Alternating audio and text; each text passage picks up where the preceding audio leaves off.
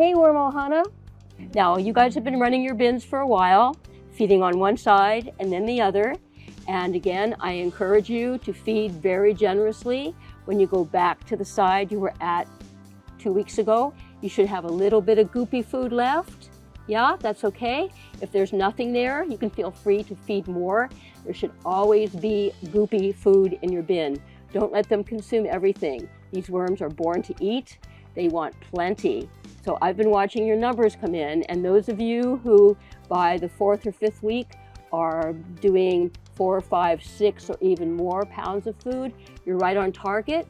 But a number of you are just feeding tiny handfuls.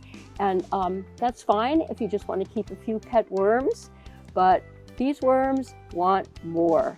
Their mantra is abundanza, abundance. They want lots and lots of food. So if you're not generating quite enough food in your own household, bring on a neighbor. There's always people that are creating wonderful food waste that would be more than happy to add to your worm bin and allow your worms to manifest their destiny, which is processing tons of decaying organic matter. And speaking of tons, we're well over 2 tons now. And I want to remind you guys, please log your data and report it. I look at that dashboard every single day, and I'm so excited to see the numbers go up. Every time I feed, the numbers really jump, and I'd like to see the same from you. So please, everybody, remember to log your data and report it on the website. Our numbers are growing, and that food waste diversion number is getting higher and higher. It's very exciting to see how quickly this goes. So let's take a look at the worm bin of the Wyola Street Worm Collective, and I think you'll be impressed. Let's go. Okay, here we are at my house on Wyola Street, and this is the site of the Wyola Street Worm Collective. I have 4 households that contribute their box of food waste to me. I personally make very little, maybe a little coffee grounds, but the rest of these folks have kids and they cook a lot and they make gorgeous, gorgeous food waste, which thank God is not going into the rubbish and stinking anymore. It goes to our worm bins. So, wow, I'm telling you, these worms eat far better than I do.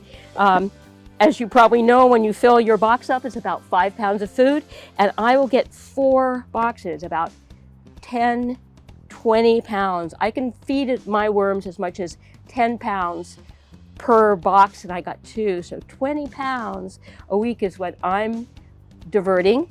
And boy, it's all good stuff, and boy, do I have great worms. So we're going to pull out a couple worms and take a look at them up close and personal, but I want to show you what your worm bin will look like in a few months. Right now I know it's pretty slow, it's kind of boring, but trust the process.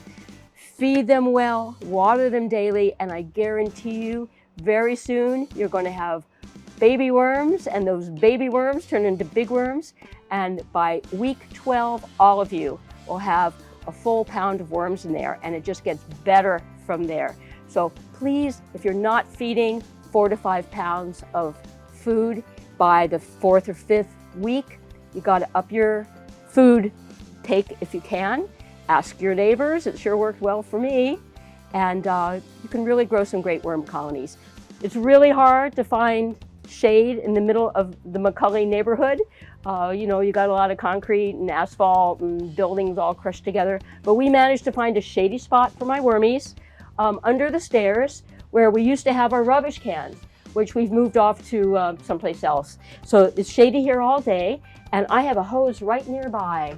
So here are the 2 things I need: shade and water. So after work every day, I come down, I squirt my worms, I'm done.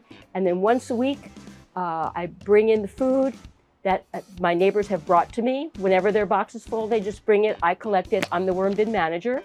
And they bring it, I chop it up a little bit, I divvy it up, and I feed our wormies. So let's take a look. I want you guys to see what it should look like inside a really, really robust, fully developed worm colony.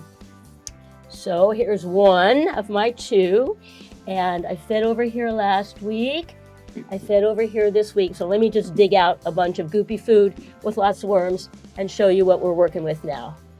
So there's plenty, plenty, plenty of food in my bin, and lots and lots and lots of worms processing it. So I'm going to feed in a day or two. I'm still collecting, and by next week all of this will be gone. I'm going to feed over on this side, right? We're alternating from side to side. So here was last week, and there's a little bit of goopy food left, but they got 10 pounds last week, and they're pretty much through it. A little goopy food left, but they are grinding, and I say there's wads of babies in here. So they're reproducing like mad. They want to live in very, very dense colonies. You're not keeping a few pet worms, folks. You're keeping a dense colony of composting worms that can manage lots and lots of food waste. So again, give them a chance to manifest their destiny and feed them generously every week. Water them every day. Put paper on top, freshen it up, and you will be rewarded with a beautiful yield of vermicast and a big healthy worm colony that will be with you for literally generations and produce enough worms that you could share them with everyone you know. Because again, we want to grow our worm Ohana. We want to show the power of the collective, and really it's so easy.